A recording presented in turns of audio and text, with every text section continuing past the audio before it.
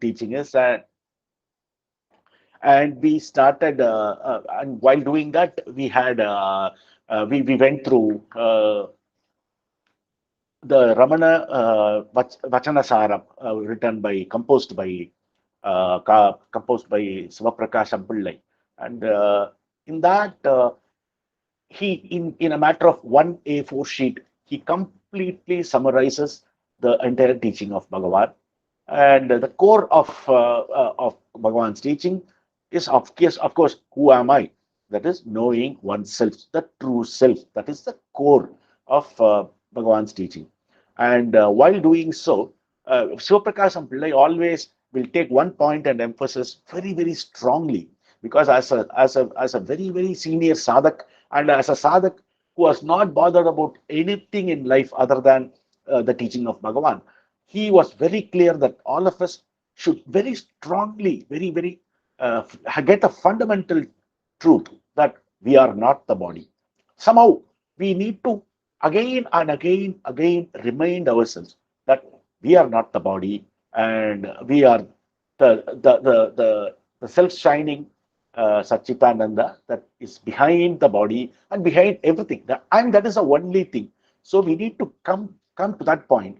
And since that point is that place is very subtle for us to reach with our mind. Mind cannot go there, as we have seen, because at that state, mind is not even issued forth. When does mind come into existence?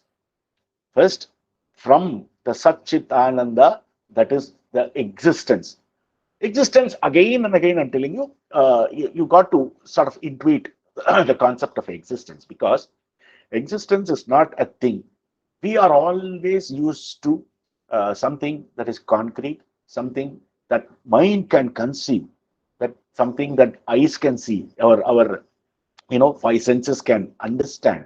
But unfortunately, or the nature of existence is that it is beyond all this. So we can only sort of imagine, to say very crudely, or intuit, to say more, to use a more powerful language, and try to make a sense, not to guess, just to make a sense of what this existence is. Existence is pure existence. You have to take it in that sense. There is nothing but existence, and it is not existence of something, existence of this, existence of that. Yeah, I know you exist, the planet exists there, all this existence of. When it comes to existence itself, it's existence as it is. So there is nothing. So we cannot try to. The problem with us is, as I told you earlier, we'll try to picturize existence. Our mind will gravitate towards conceptualizing the concept of existence, which it is not going to be able to do, because it is so abstract that you can only be, as Bhagavan again and again says, you can only be, you cannot know. You cannot know existence, you can be. Just how can you be in that state of existence, from the state of pristine, pure existence to our current state? What is the difference? If we just analyze that a little, we will come to the conclusion that there is something that is there, that is now in our current state, which was not there during the state of pure existence. So how do we intuit the pure existence? Intuition is possible only if we have a glimpse. Otherwise, you cannot intuit something about which there is you don't even have a clue. So if such is the case, you cannot intuit. But for us all, so lucky that we are, every day we encounter the existence, pure existence. I'm not talking about, even now the existence is very much there. It's only on the background of the existence all the worldly laukika works are taking place. Without that existence, there is nothing. But since it's mixed with so many other things other than the pure existence, our focus is totally towards those things rather than focusing on the existence as it is. We are not able to, and it's very difficult, because how can you see something, your mind thinks something, and how can you not? Well, the mind has always the tendency of going forward, that is going outward. It does not. It always prefers to go bahirmuga. it does not so easily come to Antarmukha, which is Antarmukha is turning inside, Bahirmukha is going outside. So the mind is always outside because that is the nature of mind. Nothing can be done about that. But so we cannot do that intuition with the example of our current situation. But during our deep sleep, dreamless deep sleep, it is the existence shines forth on its own. At that time, we won't know because we don't have a proper equipment or apparatus during the sleep time itself to do the intuition. But after waking, when we are able to fortunately recall the condition of deep sleep. All of us can do it without exception. And we can come to the conclusion there was nothing, there was no world, there was no mind, because during the state of swapna avastha, that is during the state of dream, we always have the mind functioning. The mind functions and mind creates on its own accord the whole world. It creates its own universe. It creates its own everything. It creates its own jivatmas, people. It creates the personality itself. There is one jiva, there is one ego that is doing the dream. And as the dreamer, I am not the dreamer. Even let us say I am sleeping and I am falling into sleep, and all the senses are subdued and the mind is functioning. So while the mind is functioning, I'm going into some dream state. I'm creating some dream. Some dream comes to me. And I, as this person, as this person called Vasudevan, is not the creator of the dream because I am a part of the dream. I am not the creator. There is one ego. That ego is just the I feeling. That alone creates. And during that state, not even the body has come into the picture. It is only that ego that comes. But the moment the ego rises, I am the body concept automatically comes to it because that is the first thought. So this I am, this personality is not the one that is dreaming.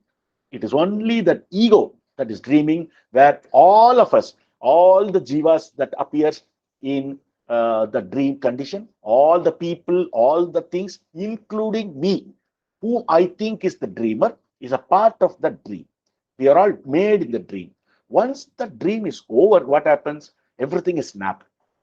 And we either go to deep sleep or we come to the waking state.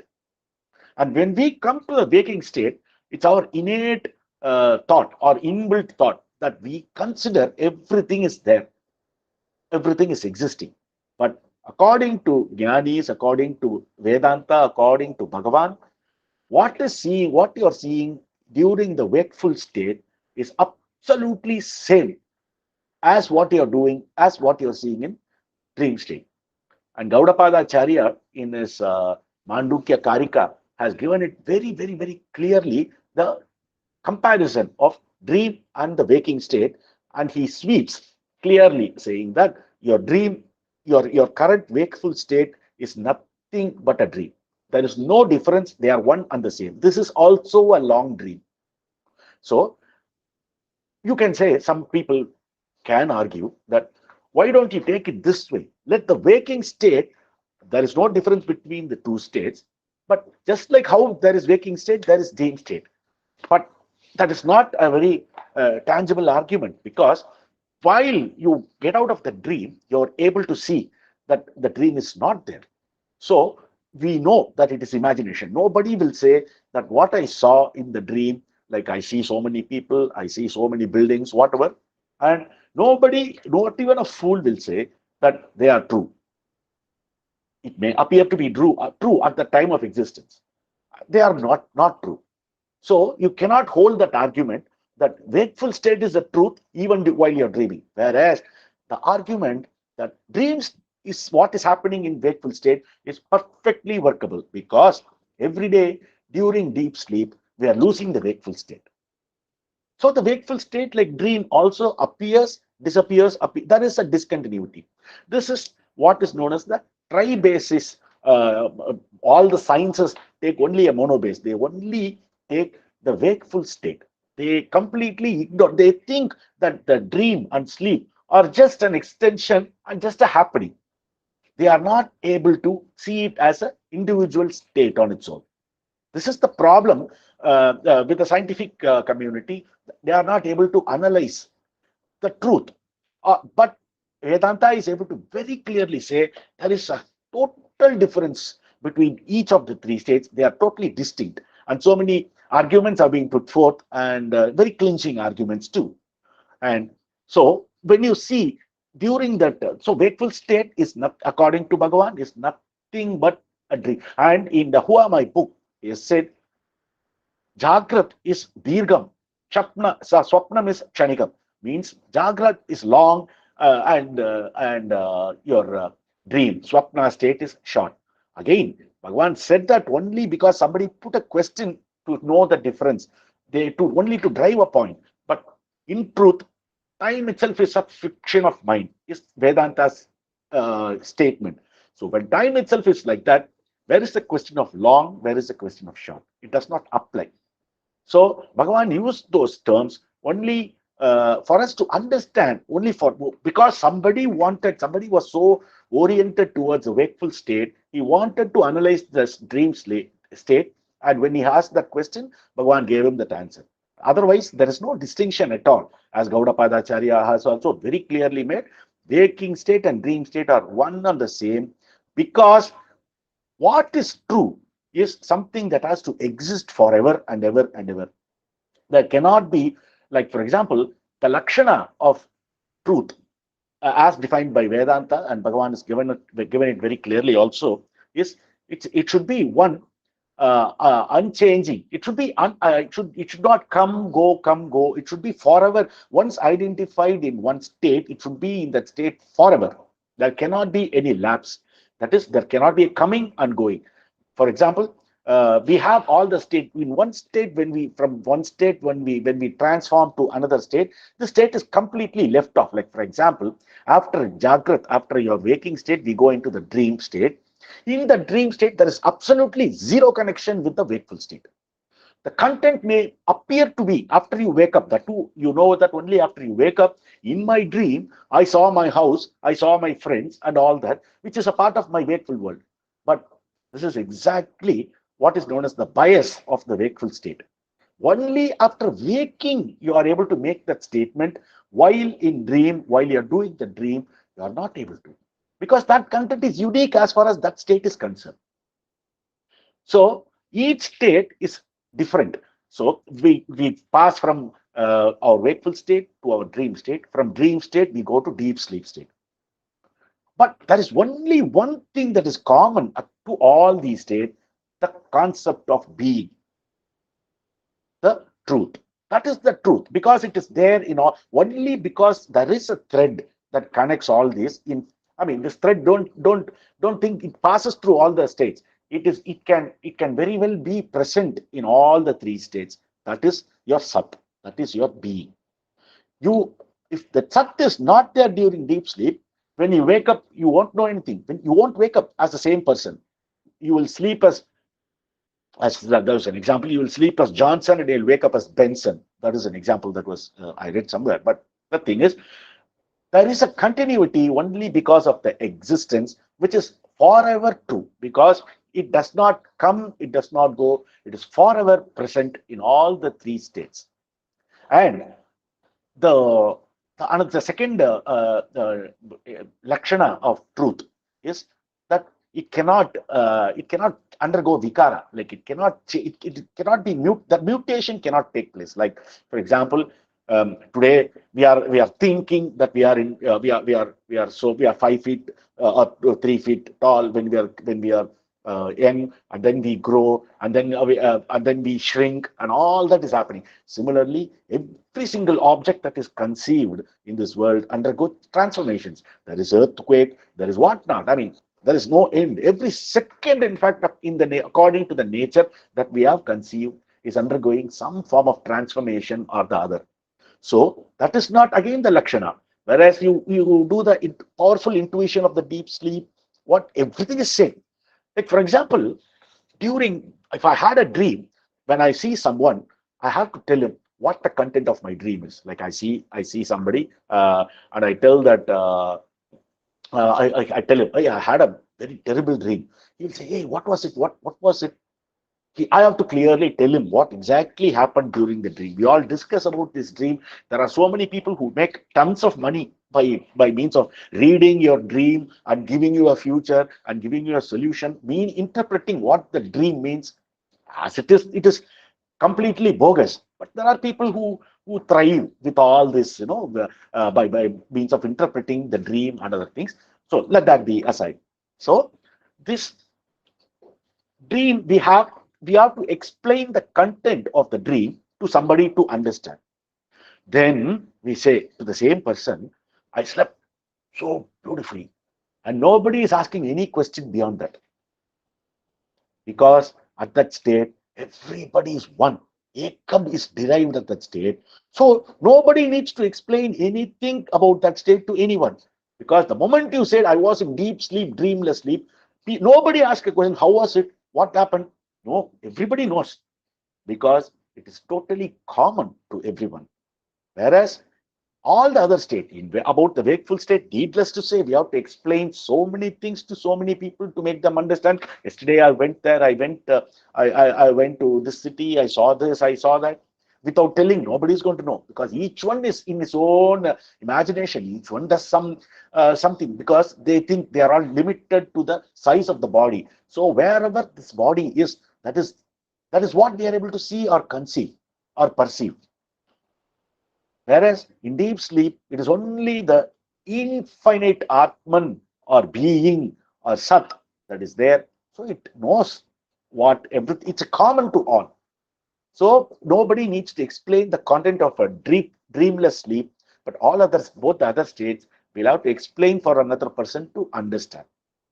So what does it mean? There is no change in that takes place. There is no shrinking. There is no growth. It's just as it is. That is the second lakshana of truth. The third lakshana of truth is it is self-effulgent. It should be like that. It should not have any other light to explain its light meaning. No other knowledge will be needed. Being knows itself. This is why we again and again have been seeing this topic almost every time in every discussion. Once this will come, because it's a very clinching and important point in Vedantic study, is that Sat that we are talking about is conscious of its own existence by itself. So it is also Chit. I just made incidentally one small one and a half minute recording, and I've posted it in the Sri Ramaniyam YouTube channel, where I got some inspiration to say that statement. I was just thinking and doing some contemplation. While I was doing that, it came to me that we always say the ultimate existence is being, and that being is Arunachala. So and we always have been saying that Arunachala and Ramana are one and the same. They are not two different things. So to give a light on that, I was able to, I just recorded a small, a minute and a half speech, where my thought was, there was a being, that not just was, there is permanently a being, and that being is called Arunachala. For the sake of our understanding and love, because we cannot go so abstract. We need some reference. So our reference is Arunachala. So this Arunachala we'll go to that ultimate Arunachala slowly. First, we will see that Arunachala in our mind. Then we will see that Arunachala in the temple. We'll go and we'll see that Arunachala being taken around the streets during the 10-day festival of Kartikai Deepam. And then we'll see the Arunachala in the Sanctum Sanctorium. And then we'll see the Arunachala going to Adiyannamalai and other nearby temples where Arunachala is there. And then we'll see the Arunachala in the form of hill, which we all know is nothing but Shiva himself, who has come and settled in form of Arunachala. And then we do circumambulation of that holy hill Arunachala, thinking of Arunachala. And then slowly we come to a point after reading some of these literatures. We think, yes, Arunachala and I are one and the same. That Ananya Bhava slowly comes in.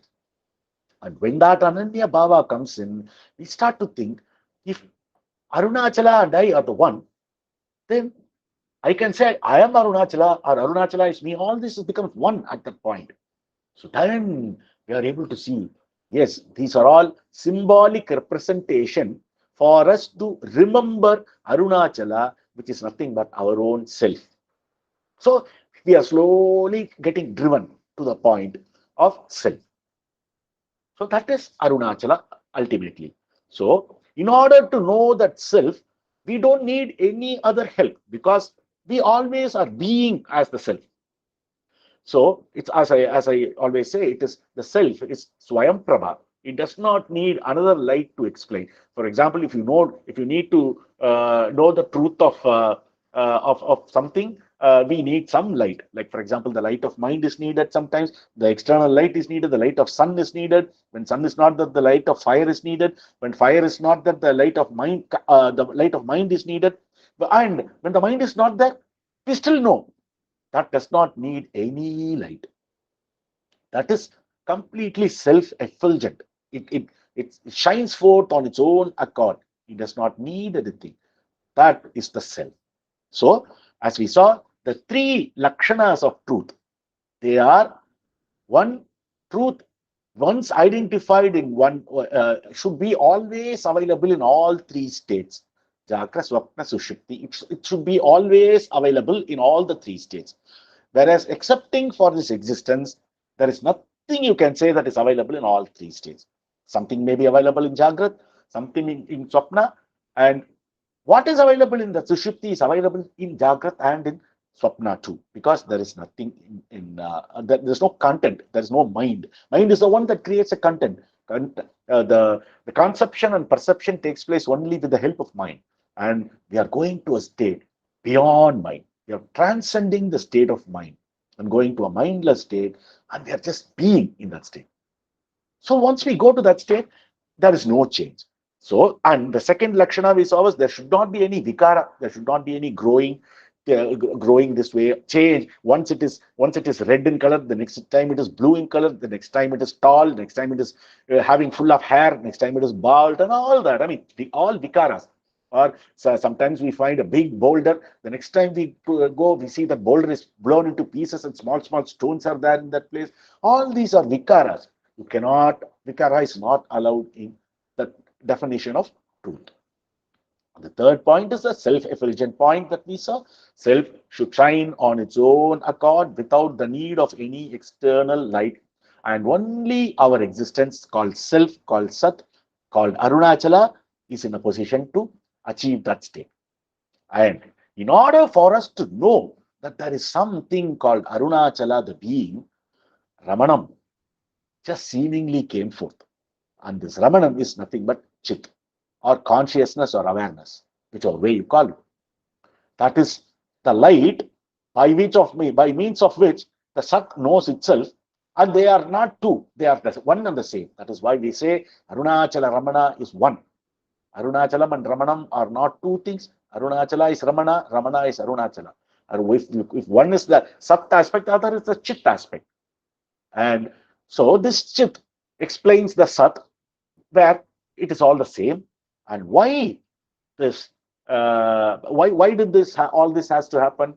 We need Ananda. The third aspect of Sat and Chit is Ananda, the undiminishing, forever bliss bestowing component. That is the Ananda part of nature of Satchitananda. And in order for us to always be in Anandam, this Sat called Arunachala was explained by this Chit called Ramanam to ensure that we all have that Anandam forever. This is Satchitanandam. So this is Bhagavan Ramana. This is our Arunachala, our beloved Arunachala. All of them together give us Anandam only. Right. So this is what this is a small thought that came to my mind, that they are inseparable. Arunachala and Ramanam are inseparable. And similarly, the thought will come to us when we go on doing our sadhana, that Arunachalam and Ramanam and we are not any different. We are one and the same. That is a culmination of Ananya Bhava, which we will achieve sometime over a period of time. We will achieve that Ananya Bhava. And that is what we are all working towards, to achieve that Ananya Bhava, where we intuit the Atman and where we understand there is nothing but the Atman. We understand everything is a false appearance, just like how the non existing snake appeared in the existing rope. Similarly, the non existing world and all its paraphernalia appeared in the existing being. That is what all the Upanishads, most Upanishads starts with statement like this or have a statement like there was only Sat in the beginning. Chandogya Upanishad opens with that statement. In the beginning, there was only Sat, one without second. Ekam eva advitiyam. There was only one self. There is only one Sat. So the Sat is where we are all trying to journey towards. Again, this journey is not a very powerful word. I mean, it can once again take us into the world of duality. But the journey is nothing. Being is the journey itself. So in Atma Sadhana, the journey and the goal and the point of destination, they are all the same. There's nothing called I have to travel 100 kilometers to reach another town. But here in Atma Sadhana, you have to be the same thing only. The traveling is also the same, the destination is also the same. This is where we come, this is the difference between a conceptual world and the world of Atman, where there is nothing to be do, there is only, the only thing is to be. This is what Bhagavan has been driving in all the slokas, and we saw in that first Mangala sloka of Ulladu Narpadu, same concept.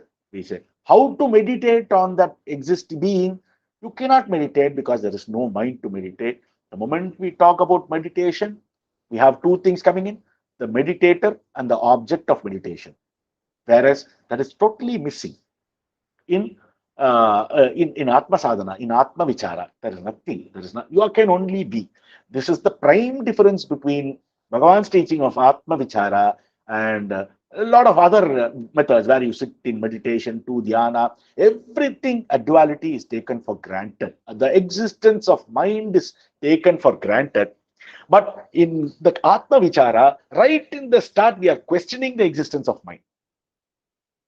That we are not taking it for granted. Whereas other sadhanas is not possible without taking the mind for granted. Here, we are trying to say, we are trying right in the start, we are trying with a big suspicion about the existence of mind and ultimately prove that there is no mind and ultimately conclude that where there is no mind, that place is Atman. Where we fall without the mind, where we fall, there is only one base to fall on because there is only one thing, and that is our pristine, pure nature called Satchitanandam. And that is where we will ultimately go. So we have to be able to very strongly do an analysis of the three states. So it is only during the state of deep sleep what we have is the pure I. That is, we always go to that state every day, but but we have gone there due to fatigue. We did not go there consciously. That's why Bhagavan used to use the term called Jagra Sushupti. You have to bring the state of Sushupti while we are awake, while we are in this wakeful state, which is consciously bring about the state of deep sleep, deep dreamless sleep during our wide waking state. How is it possible? When the mind is totally destroyed consciously, not due to fatigue, as we obtain it during sleep. And because the mind goes to sleep, goes away, disappears in the sleep due to fatigue, the samskaras, whatever we have, because they are all still active in form of bija, they are there in form of seeds during the deep sleep, and they wake up. And they wake us up when the body, when the mind is taken enough amount of rest, it just shoots up. And these are all driven by our karma, our prarabdha. Our prarabdha is the one that decides what state we go in, what happens, everything is decided. So we come out at that state. So what happens? The three states have to be very, very clearly scrutinized. So, and we have to bring in the state of sushupti while we are in jagra. This is this is the very good analogy to understand the truth. The analogy, there are other analogies also. Some people use, or some school they use the method of panchakosa, like removing one sheath of the other. We saw we have this annamaya kosa, pranamaya, manomaya, Vijnanamaya, Anandamaya Kosa, removing all of them and ultimately knowing what is there. After removing all this is what I am. That is one way of doing, but that is a very, very difficult route because there are so many assumptions that we make, and we for a long time we talk about something that is not there. Like each and every sheet we have to examine, despite knowing that they are not there, they are not true. But unfortunately, unless we examine them deeply, we won't be able to transcend that. We won't be able to say it is false, and we will not be able to come out. But that's it. Some Upanishads use that method, and that is also a very, very, very popular method of achieving the self. But Bhagavan's method is the most direct. That's why Bhagavan's method is called the direct method or the direct path. And it's also called the mountain path, not because Arunachala exists there, but because it is a very, it needs very, very, very strong, focused attention. We cannot be playful while we are trying to put forth Bhagavan's teaching, because it needs extreme carefulness in our part of the sadhaka, not to allow thoughts to creep in. And in order to do that, we have to be so vigilant. Bhagavan says in Who Am I, in the book Who Am I? How many our thoughts come in? What does it matter? What does it matter? Let the thoughts come in. Good. The moment the thoughts come in, what we do, we find out to whom the thought arises, and while we do that process, the focus is shifted away from the thought to the I feeling, and the thought will not be able to grow further or sprout further, because it has got no one to care about it. Thoughts are like phantom. They need something to hold on, like a creeper. It needs a stick or some kind of a construction for it to crawl around and grow. Thoughts are like that. They need some support. Without that support, they will fall flat on the earth. So, when the thought is deprived of the thinker now is moved away from the thought and moved to focusing on the thinker itself. So when that happens, the thought does not have support and it perishes. So Bhagavan says, how many ever billions of thought, how many ever thought comes in, what does it matter? Why are you bothered? All you have to do is just be vigilant. The moment a thought occurs in mind, the moment you know a thought occurs in mind, all you have to do is just shift the focus away. Don't try ever to analyze a thought or to complete a thought. The thought will immediately grow. The thought grows very fast. It's not like the creeper that grows around a stick. It just, at the moment it germinates, it becomes a big, uncontrollable plant, so to speak. So never ever give an opportunity to stay on the thought. The moment you realize that thought has come, and the moment you realize you are sitting in vichara, all you have to do is immediately withdraw your attention away from the thought. The moment that happens, the thought will not have the stick or the support, and it will fall off, so it will go. So how many ever thought comes in, keep doing. This is all you need to do. This is all you need to do. There's nothing. There are some people who will sit, even when the thought is late, they'll be waiting for the thought to come in so that they can apply this technique. But that's not the point. The point is, whenever you conceive, whenever you realize a thought has happened, simply take your attention away from the thought, move it to the self, move it to the feeling of I, and the thought will perish. This is what we need to do. This is all our sadhana. This is what Bhagavan said in 16th sloka of Upadesa There he said, there are 2 points he advocated. One, withdraw your attention from all external objects, meaning thought is one of them. Thought is one of the main things. Withdraw your attention away from the thought. And then, what is the second step he said? Focus on the self, on tan oli uru. Focus the thought on your own self, on your own being, on your own, the feeling of I. So the 2 steps, one is withdrawal, and in Ulladra Appadu, and in Who Am I, the book Who Am I, Bhagavan state, I don't know which paragraph, I'll let you know. He says, these two are actually one and the same, in the sense, not thinking of anything external is vairagya. What is the nature of Vairagya? Vairagya means I have Vairagya in such a way that I will not allow things to go on its own way. I will control everything. I have that Vairagya. There are people who have very strong Vairagya, who will not. So that is called Vairagya. That is a discipline. And staying without leaving the Atman is Atma Vichara. So these two are the same thing that is described in the 16th sloka of Upadesasara, that giving up all the external thoughts is nothing but Vairagya, and focusing on your own self is Vichara.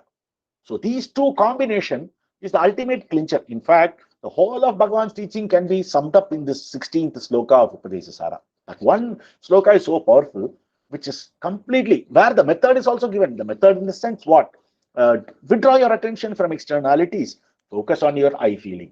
This is all. The whole Vedanta, we have so many Upanishads, we have so many scriptures, all describing about Satchitananda in extreme detail, and going and talking and giving hours of lectures, commentaries, and sub-commentaries, Vartikas, Tikkas, and whatnot. It goes on. It's been going on for at least starting from Shankaracharya's time. Even today, it's been going on for about at least 15 centuries. The same thing has been has been taking place again and again, and still people are writing. Still people, no one is stopped. Still people are writing commentaries and making people understand, including like how I am sitting here and crowing. I am just, what I am doing is nothing but just like a crow. I am just making some noise. But Bhagavan has summed up the whole thing very, very succinctly, very, very simply. He said, வெளி விஷயங்களை விட்டு மனம் தன் ஒளி உரு ஓர்தலே உந்தி பெற உண்மை உணர்ச்சியாம் உந்தி பெற. What is the truth? What is the unmai unarchi? What is the true being or the feeling, the true consciousness? Stopping focus on externality and focusing on the I. So 15th century, or even how many? I mean, 15, there's no number at that stage, but still I'm saying for the sake of understanding, or to just enjoy the little bit of the greatness with which Bhagavan has put forth. I mean, centuries and centuries and centuries of teaching, Bhagavan is given in half a line. All that he said is in the 16th sloka of Upadesa Undiyar or Upadesasara, whatever, yeah, all the same. Even if you take the 16th sloka of the Telugu version, which I have sent yesterday, it is the same thing. So that is one we should always have in mind, that வெளி விஷயங்களை விட்டு மனம் தன் ஒளி உரு ஓர்தலே உந்தி பெற உண்மை உணர்ச்சியாம் உந்தி பெற. So leave out all this externalization coming. That is Vairagya, and that is Atma Vichara. It's all rolled into one. That's nothing else for us to do. So we have to, it's also easily said and done.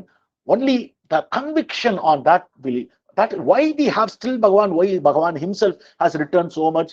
He has written this work, that work, Ulladu Narpadu, Who Am I, and other things. And he has also given so many answers to so many people. We have books like Talks with Bhagavan Ramana Maharshi, Day by Day with Bhagavan, Letters from Ramana Ashram, and Guru Vachaka Kovi written by Muruganar. All that are on Bhagavan's teaching. It appears so voluminous only because we are so used. When Bhagavan, when Adi Guru Dakshinamurti, when he taught in silence, those people, the ripe disciples, just silence was enough. He was sitting, the Adi Guru was sitting, the four Sishyas were sitting behind, under his feet. That's all was needed. Everything is done. This is the same thing, Bhagavan. There was a Shivaratri occasion when so many people were sitting in front of Bhagavan. Bhagavan is also sitting. It became late in the night, and people were asking Bhagavan to talk about the Tattva of Shivaratri, or the nature of Dakshinamurti. And 1 hour passed. Bhagavan said, nodded his head, and 1 hour passed. Nothing. Everybody was okay. People were still waiting. Okay, Bhagavan will come now, come now. Okay, then 2 hours, then 4 hours, then the whole night. Whole night passed like that. But people are sitting calm, Bhagavan is sitting calm, and that's all. The entire night went off. Shivaratri over. And in the morning, Bhagavan said, I hope everybody understood. People were aghast. Bhagavan, you did not say anything. Bhagavan was aghast. He said, that is the teaching. Were you all not peaceful? In the night, everyone said, we were so peaceful, we have never had this peace. That is the teaching. Words cannot teach you anything, only silence. That is what Adi Guru taught, Aruda, the Dakshinamurti taught his Sishyas. That silence is the only mode of teaching, proper ultimate teaching, not these words that we keep talking, that we keep explaining. We search for beautiful words, we search for the appropriate word, and we say this, that, and all that. But they don't give you the peace. What gives you peace is total maunam, total, complete silence. No chattering of mind, no mind. That state is the teaching of, that is the method by which Adi Guru was teaching, and that's the method Bhagavan demonstrated to these, and they understood. Yes, Bhagavan. So many times we have heard, we have asked a lot of questions, you have answered us. Those were all very, very intellectual. But yesterday, the whole night, you were sitting, we were sitting, and that was the most beautiful day of our life. Most people were able to say, because Bhagavan still their mind, just because of his sannidhi, because of his presence. He is like the sun. He does not participate in anything. But in the presence of the sun, so many works are taking place in the in earth and wherever. Similarly, Bhagavan is like that sun. He does not interfere in anybody, but his light calms everything or makes people to do whatever they have come here for. What have people gone to Bhagavan for? To achieve that calmness of mind, to achieve the self, to know that they are nothing but the self. And Bhagavan does it only because of his Sannidhi Matram. It's called only because of his, and there's nothing else. Because of his presence, because of he's emanating the conscious, his own silence is radiating the silence, and only silence has the power to achieve all this. No words, no letters, or no action. Nothing has the power to uh, transmit the teaching like silence does. This is Bhagavan's core teaching. So we need to start practicing all this, and come. So the tri-basis method, it's always great whenever there is an opportunity to sit in silence and compare and contrast the waking state from the dream state, from the deep sleep state, because that gives you a very, very tremendous understanding about the falseness, about the phantom-like nature, about the phenomena that we see. They are not noumena, which is the sat. They are just phenomena. They are just cast on top of the sat, and we will be able to intuit at that point in time. So an analysis of the three avasthas is very, very helpful for sadhakas on the beginning time, on the early times, and then we are able to think that Bhagavan has advised us to somehow bring the sushupti state into our jagrat state. And then what we'll do, we'll think, what is the difference between the sushupti and this jagrat? In this jagrat, we have mind. In the sushupti, we don't have mind. This is the only difference. And this one difference can make a whole, it will make us totally another person, so to speak. It will make us the self. The only difference between the state of selfhood and the state of non-selfhood is the mind coming out. And that mind is nothing. You can call that mind. It's got so many names. It's called by the name Jiva. It's called by the name ego. It's called by the name Samsara. It is called by the name mind. It's got you say anything. It's all mind. Ultimately, we are using the term mind because it's a little bit more easy to understand rather than saying Jiva or ego. The mind, it's all this. They are all similar. They are all synonyms. They all have the same meaning, convey the same meaning. So the non-existence of mind is all we need to achieve, and Bhagavan has so beautifully, so graciously given that in the 16th sloka. Veli Vishayangale, leave out all external thoughts and thinking. Focus on your feeling of I. The mind will fall because there is no one to care for that mind. It will fall. This is the simplicity. That's why he's in one of his original compositions, Bhagavan said, Ayye Ati Sulabam. Atma Viddai. Ayye Ati Sulabam. Ayye is a word of Ayye. Just we say it's it's so easy. Atma Viddai. It's so easy.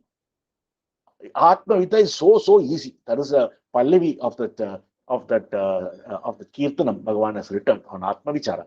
And that Pallavi was written by Muruganar and given to Bhagavan, and Bhagavan developed the whole song based on that Pallavi. Muruganar requested Bhagavan to write something based on this theme. And Atma Vidya is the most easiest thing of all. To learn some very tough mathematics, we need to scratch our non-existent brain to arrive at some understanding.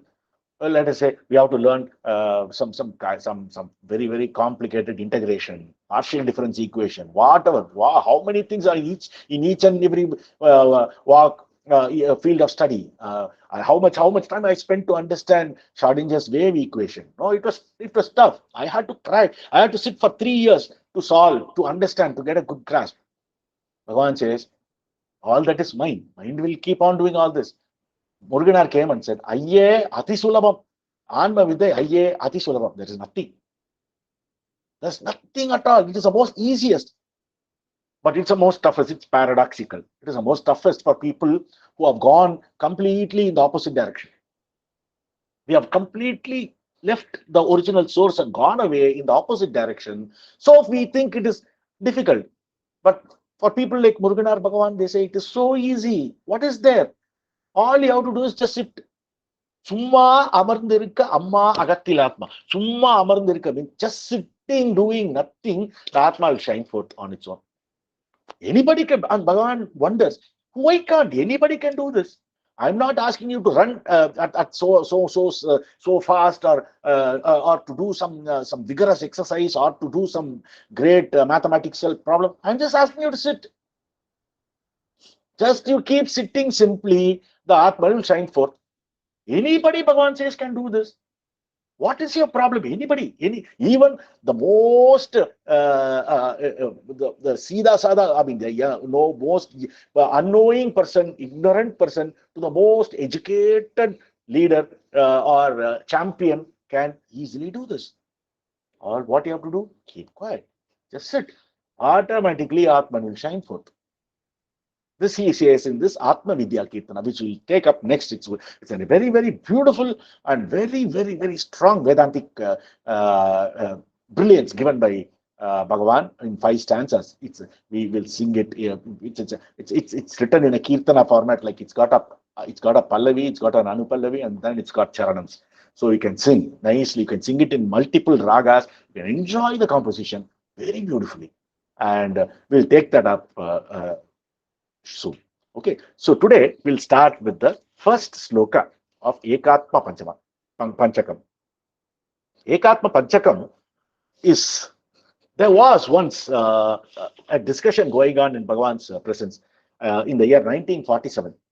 1947, Bhagavan and so many other people around, they were discussing a meter, a Tamil meter called Venpa. There is a meter in Tamil called Venpa. Just like we have meter is nothing but chandas. We have in Sanskrit, we call it as chandas. And so this meter it's got its own specific way of construction. Like this Venpa has always in the first line it has four letters, 4 words. In the second line it has 3 words separated by one separate word, 3 words, a dash and a separate word, and in the third line it has 4 words, and in the fourth line it has 3 words. And what sound can come next to each other, all the prosody rules are there for Venpa. It's a very difficult meter in the sense it'll appear very simple, but it needs a lot of practice to write Venpa.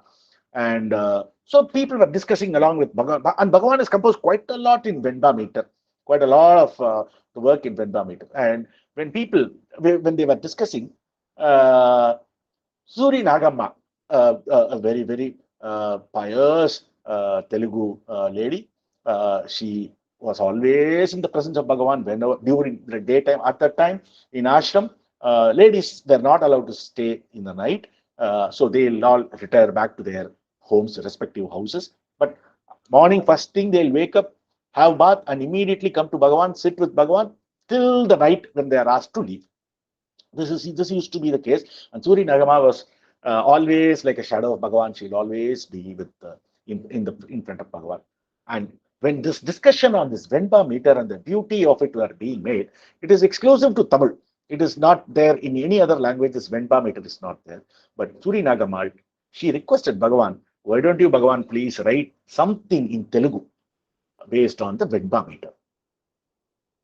Bhagavan said, what is there? What do I know about Telugu? If I write something in Telugu, all you Telugu people will come back and fight and say, no, this is wrong, this is not how it's done and all that. Why? No. Suri Nagama was adamant. Muruganar, the next, on that day, he did not compose anything. The next morning, Muruganar also came. Muruganar also participated with the request, please, Bhagavan, for our sake, to do it. Bhagavan was just keeping quiet. And Suri Nagama was not in a mood to leave. She was behind Bhagavan. She said, Bhagavan, please, out of mercy. And then Bhagavan composed. There are 5 songs in this Panchakam. That's why it's called Panchakam. Bhagavan composed a fifth, third, and first song on that particular day. On the fifth, second, and first song on I think it was had the date. I had 11 to 1947, 11th of February 1947. Bhagavan composed this Ekatma Panchakam, and 2 days later, Suri Nagama was behind Bhagavan again. Why don't you compose some more in the same, like the 3 slokas that you have composed in Venpa? And Bhagavan composed 2 more and completed the 5. And incidentally, this is the last original composition of Bhagavan. Bhagavan's last original work was Ekatma Panchakam. And it has got one distinction. It first was written in Telugu. And as soon as it was written in Telugu, Bhagavan, after finishing the Telugu, he started writing it in Tamil. He translated it in Tamil. So the origin of Ekatma Panchakam is Telugu. And then in few days' time, our dear Malayali devotees, they came to Bhagavan. Bhagavan, please give it to us in Malayalam. And on the ocean of compassion, that is Bhagavan, he never said no. He immediately composed. See, in the same Venpa meter, which is absolutely not there either in Telugu or in Sanskrit or in Malayalam. Anything other than Tamil does not have this meter. And Bhagavan used the same meter techniques and composed it, translated it into Malayalam also. So we have in 3 languages, we have Ekatma Panchakam, and Muruganar wrote one last line about the beauty of Ekatma Panchakam, about the characteristic of Ekatma Panchakam and the benefit of Ekatma Panchakam, how Bhagavan composed it. Just one small sloka, and Bhagavan translated those 2 also in Telugu and in Malayalam. So it's got 5 main slokas, and this is the genesis of Ekatma Panchakam. It came because of the persuasion of this pious lady called Suri Nagamma, who wanted something in Venpa meter in Telugu. It came about. This composition came about. Ekatma Panchakam came about. And the first sloka of Ekatma Panchaka reads, Tannai marandu tanuve tana enni எண்ணில் பிறவி எடுத்திருதே தன்னை உணர்ந்து தானாதல் உலக சஞ்சார கனவில் விடுத்தலே காண்க. This is the first Venpa. So as I told, the Venpa has four words in the first line, 3 in the second line, separated by 1 more word that is called a Tanichi. 4 seer. Seer means words, or in Tamil it's called 4 seer, 3 seer, 1 separate Tanichi, separate seer, then 4 seer, then 3 seer. This makes up a Venpa. So this is the first sloka. The meaning of the first sloka is Tannai marandu tanuve tana enni. That's the first line. Having forgotten oneself and thinking that this body, Tanu is body. Tanu is body, I think, in number of other languages also. In Tamil, I don't know if it originated from Tamil or if it is in Sanskrit or other language. So, you forgetting oneself, one thinks that one is the body. And because of this, one thinking oneself as the body, one undergoes so many births and deaths. Because birth and death is always for the body. Here, another point we'll have to be very carefully understanding. The transmigration is only not for the self. It is only for body. The body can be any body. The body, as we have seen previously, can be the gross body, can be the subtle body, can be the causal body. So what transmigrates from one life, from one janma, or from one birth to another is subtle body. The subtle body is nothing but mind. That mind is the one that transmigrates and at the appropriate time fetches another body.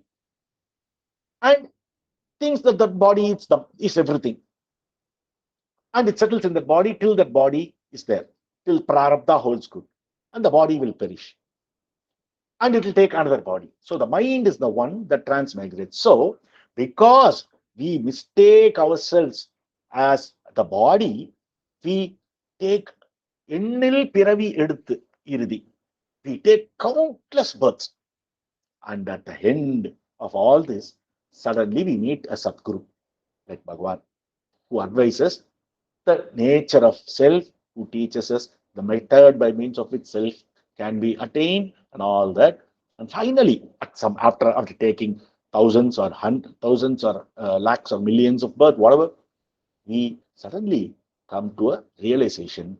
And once that realization takes place, there is no need for any body because that mind is perished.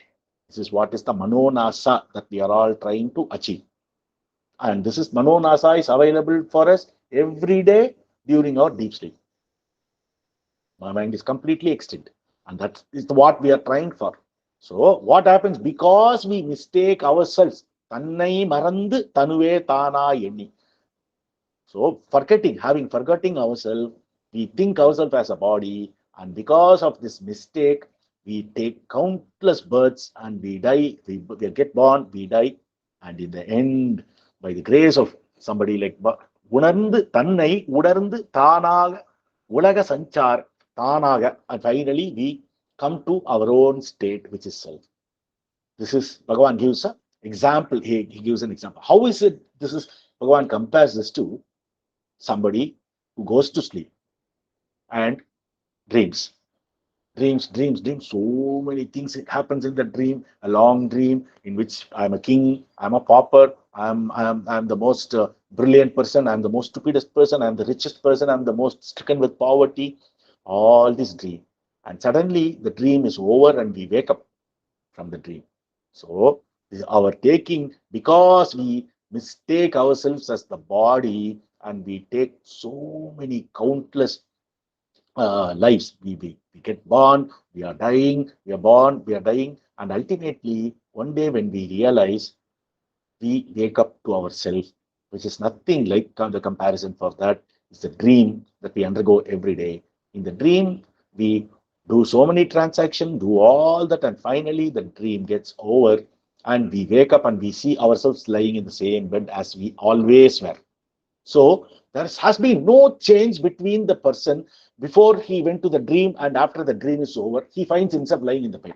While he was lying in a very comfortable bed, he went to the dream. And in that dream, so many things happened. He was transformed into so many different characters. He was transformed into so many different states of life, into so many different poverty or otherwise, so many different levels of wealth. All that happens. Finally, when he wakes up, he's lying on the same bed where he was lying. Similarly, this Atman has always been the Satchitanandam, has always been as it is. And because of this germination of this mind or ego, due to avidya, it comes up and it undergoes thousands and thousands and millions of birth, death, all that. Look at ultimate. Finally, on the realization, it goes back and settles as the pristine, pure Satchitananda, and it understands all this is nothing but a play of mind. It knows that nothing took place at all. There was not even half an inch of vikara that took place. And this is the striking statement called Ajata Vada, Ajata Siddhanta. No birth, Aja. Ja is to be born. Aja is the opposite of that, no born. So, Ajata Siddhanta is what all jnanis are in. Bhagavan recommends, Bhagavan's own state is Ajata Siddhanta. But in order for us to understand, he won't be, in Ajata, there is nothing. There is no jiva. There is no one bound. There is no liberation. There is no bondage. There is no one seeking liberation. There is no nothing. That pristine pure state of being is just the pristine pure state of being. So that is only after you go to that state you can understand, you can be in that state. Now, unfortunately, we are all not there. We are there only, but we are assuming, we are imagining that we are not there. So Bhagavan had to use some words and come out of his state of Ajata for our sake and make us understand there is only Ajata.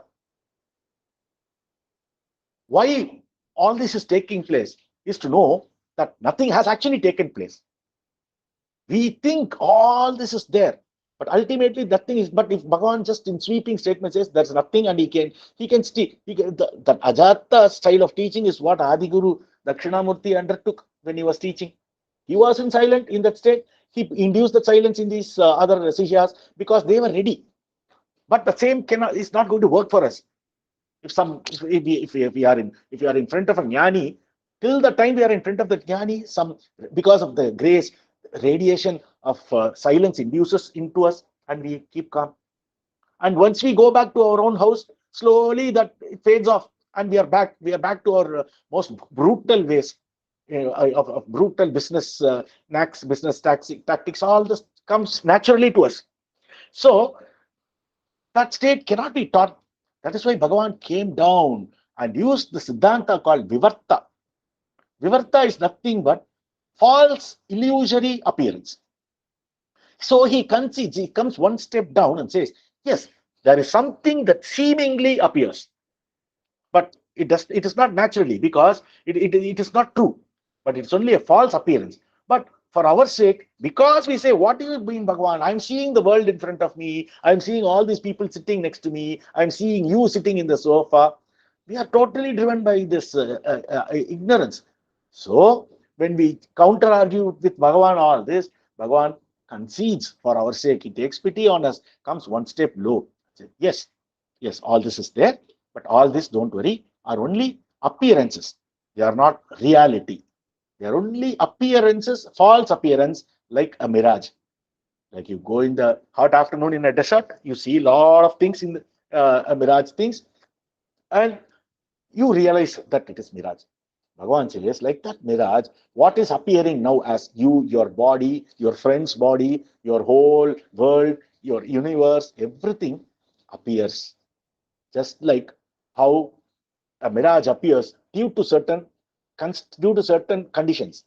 Similarly, due to a condition called avidya, of, of lack of vichara, we have allowed this samsara to come. And so it appears. But once we understand that it is not there, and once we trace our route back to ourselves, they disappear. Yeah, they are not there anymore. So what does that ultimately means? They are all false appearances, like the snake that is appearing on the lobe because of the dim light, and the body or the mind or whatever that is non-self that appears is because of ignorance. There is a condition. There is a condition called ignorance. Because of that ignorance, all these have come forth. All these are nothing but upadhis, as we have seen before. They are nothing but limiting adjuncts. They limit ourselves to some. The unlimited expanse is limited to something by all this. Like you have a big white paper, huge white paper, you draw a square on that. So a square comes in, and the square is defined by its own characteristics. It has got its own length, it's got its own breadth, and all that. So square, rectangle, whatever, or any shape for that matter. So like that unending expanse of Sat being is getting divided into so many. We have so many pots. You keep so many pots. There is Akasha in each pot. It's all Akasha only. It's all space only everywhere. But now we call a space in the shape of a pot space, a jug space, or whatever according to the shape of the vessel. But when the pot is broken, everything is mixed. Likewise, when this limited adjunct called I is disappeared, we become the ever-present space called Atman. Similar. How did this multiplicity take place? You have a pot, you have 100 pots with water. We have only one sun appearing, but in each pot we see one different sun. Similarly, there is only one unending expanse of Atman, and that Atman, because of the spark called I, appears in the body and thinks it is only this body. Likewise, millions of bodies are there, and millions of the separate, distinct I feelings are there, and we think the multiplicity has come about. Otherwise, there is only one. Now, when I, as a single individual, realize that no, I am not this body, my body drops off and I become part of the same. Similarly, each one will do for his own, and the body of each one will drop. The moment my body drops off, for me, there is no more body. For other people, excepting my body, the other 999 bodies are there. But my body, for him, he won't know. For him, even my body is there. That is why we always mistake even a jnani. When we see Bhagavan, look at Bhagavan. Bhagavan, my last visit and this visit, Bhagavan was more healthy last visit. This visit, Bhagavan has become, he's lost a lot of weight. We think Bhagavan is the body only. We are not able to see beyond the condition of body. That is the first thing he says. Tannai marandu tanuve tana edi. Forgetting ourselves and our own self and thinking ourselves to be limited to this body, we are getting trapped. Because of that, we undergo transmigration. Millions of times, again and again and again. And suddenly, in one birth, in one janma, due to our steady progress and due to our good fortune of being associated with a saint, with a sage like the sage of Arunachala or Ramana, or through some hard work that we have done in the past, we have achieved, and we realize ourselves. And the entire cycle is Bhagavan equates it to the man who goes to sleep, who dreams so many things of varied contents, wakes up from the dream and finds there is nothing. He's still in the same state as he was before he went to the dream. Okay, so this is the first sloka of Ekatma Panchakam. There is not necessarily any connection between all the five, because all five were written, the purpose of writing, all of them, but talks only about Atman, about the nature of Atman. But all of them are not necessarily connected. There's no sequence or whatever, because they were connected. They were all, Bhagavan started writing it for the sake of Suri Nagama's request to have some work done in Venpa meter in Telugu. So it started. So the first state and the first song we saw that Atman getting deluded as a self, deluded as the body, undergoes so much of suffering, and finally comes back, which is like a man dreaming and waking from the dream and finding out there is nothing happening. And this final achievement, he is the state of Ajata. Is the state of. Then he realizes, just like how the man who slept, he realizes nothing happened. I was here only all time. Even though so many things happened, I was lying in the same bed. I'm getting up from the same bed. This man says. Similarly, same thing happens during the state of during this at the Ajata level, when we realize nothing ever happened excepting in form of an imagination, and at that time even that imagination is wiped out when we go to that Ajata state, because there's nothing, everything is gone. The avidya drops. For whom is all this imagination? It is not for Atman. It is only for the avidya that has come out of Atman. It is only for that avidya that all this is happening. So when the avidya itself is gone, there's nobody who is going to recollect all this, or how. All that is not there, because Atman is gone to its own state of just being. So that is Ajata. So Bhagavan explains the nature of Ajata without giving in so many words. He just uses a small analogy of dream and explains it to us. Now, we'll go to the second. And also, as I gave you the Lakshana of Venpa, which is the last line has 3 words. And there is another form of Venpa called Kali Venpa, where in the last line, the 3 plus 1 dash and 1 separate word is also included. And the purpose for doing that is to give a continuous, like you can check, Bhagavan, what he does is, he chains all the 5 Venpas into one single Kali Venpa by putting a word at the end of the fourth line. At the end of each 4th line, he will put a dash and he will put a word. So ultimately, it becomes one song. So when you make a Kali Venpa out of Ullathu Narpadu has 40 songs, 40 individual songs. But the Kali Venpa form of Ullathu Narpadu has only, you can call it as only one song. Only when it is Venpa, it is 40 songs, the Kali Venpa. And why this Kali Venpa is being made is to give some kind of a connection between the first song and second song. So it becomes easy for rote learning, for us to memorize, for us to chant in group, for us to have it in memory. So he creates a continuation from the first song to the second song. So when we start singing, it's easy for us to memorize. It's easy for us to know what the next line is, even though the subject may be different, but he creates a continuation. Like in this first song, தன்னை மறந்து தனுவே தானா எண்ணி எண்ணில் பிறவி எடுத்து இறுதி தன்னை உணர்ந்து தானாதல் உலக சஞ்சார கனவில் விழித்தலே God. This is what I sang. And he puts on dash and he uses a word called anavaradam. Anavaradam means, the word anavaradam means forever, always. So he uses this link word called always and goes to the second song. Anavaradam தான் தான் தான் இருந்தும் தானாக தன்னை தானானவன் யான் இருக்கும் ஸ்தானம் எது என கேட்பானுக்கு யானவன் எவ்விடம் யானுளன் என்ற மது பானனை ஈடு பகர். Now after this pagar, to go to the third song, he'll use a word called Satchitanandam. Pagar Satchitanandam. We'll go to the next one. So now up to the pagar is this second. So I'll sing that one more time. Anavaradam தானிருந்தும் தானாக தன்னை தானானவன் யான் இருக்கும் ஸ்தானம் எது என கேட்பானுக்கு யானெவன் எவ்விடம் யானுளன் என்றமது பானனை ஈடு பகர்.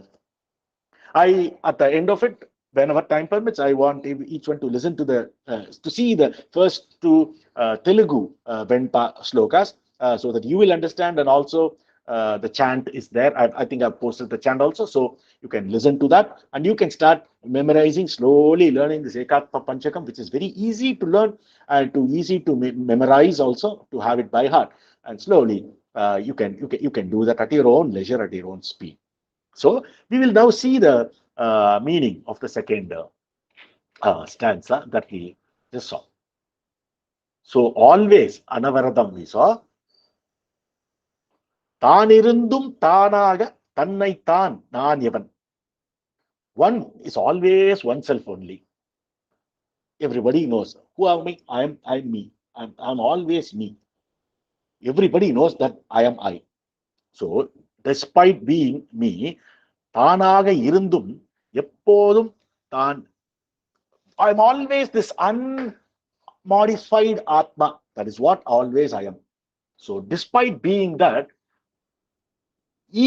it is equal to one who is in deep sleep, with keenly attending the feeling of I, without diving in and seeking the meaning of I ask vocally, who am I? From where am I? Where do I come from? All these questions I keep asking. But it is, everybody knows his own existence. Everybody knows I am I.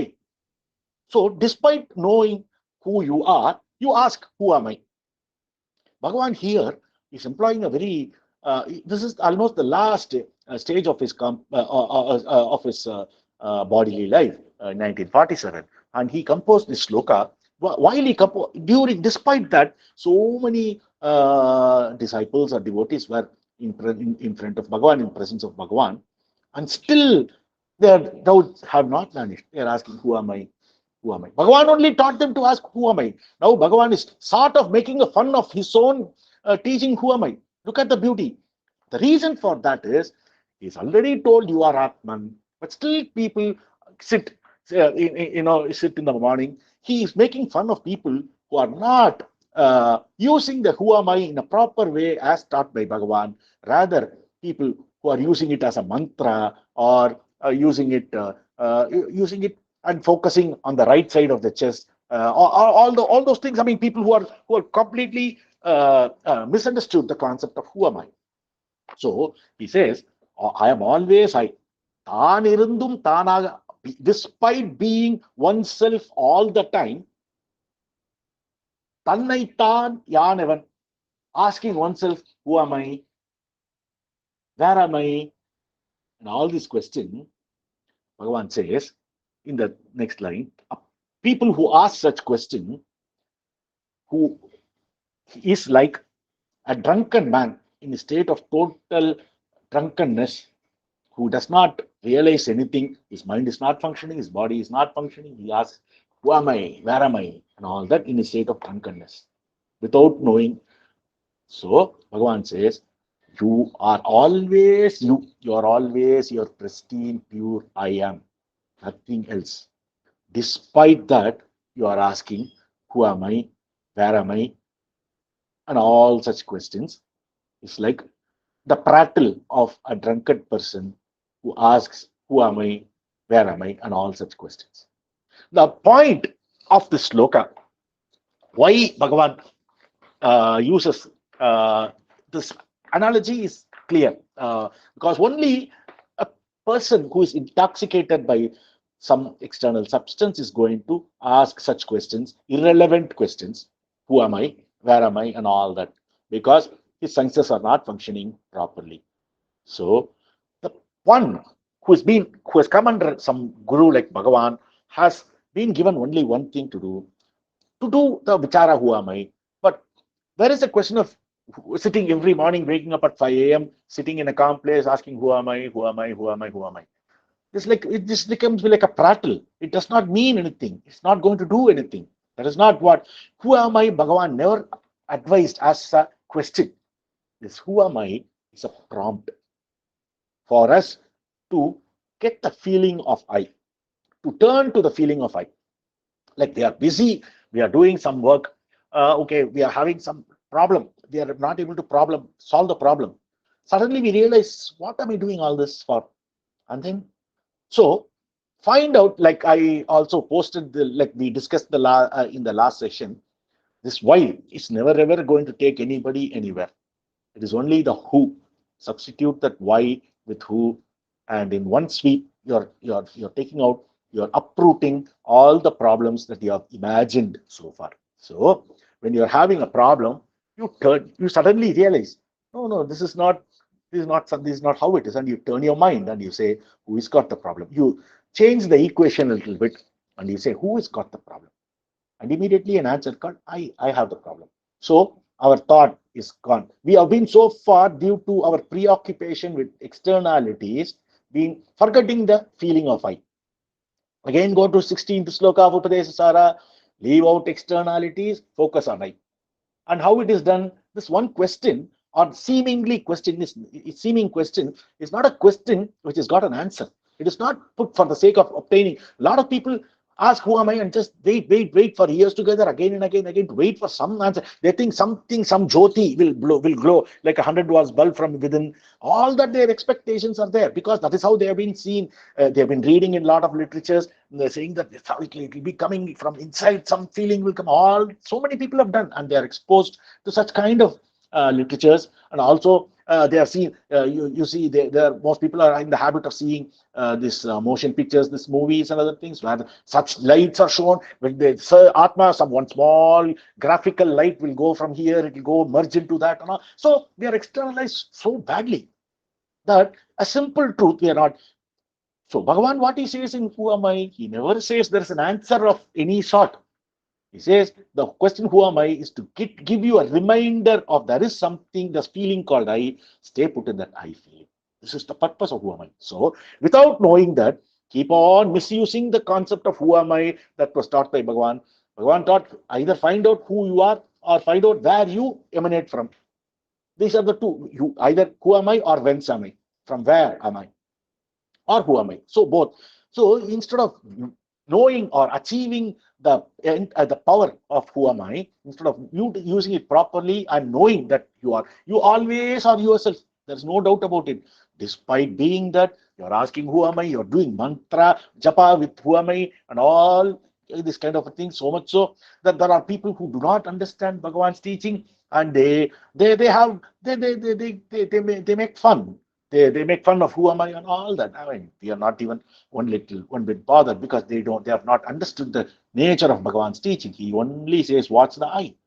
Be attentive to the feeling of I, and that feeling of I will drop. How it will drop, we have discussed this plenty of times. Just like how we come to know the snake is not there and only the rope is there by means of keen attention on the appearing snake. Similarly, only this appearing I is available for us, so pay a keen attention on the appearing I feeling, and that I feeling will fall, and where it falls, there is only the original eye, the pristine pure eye.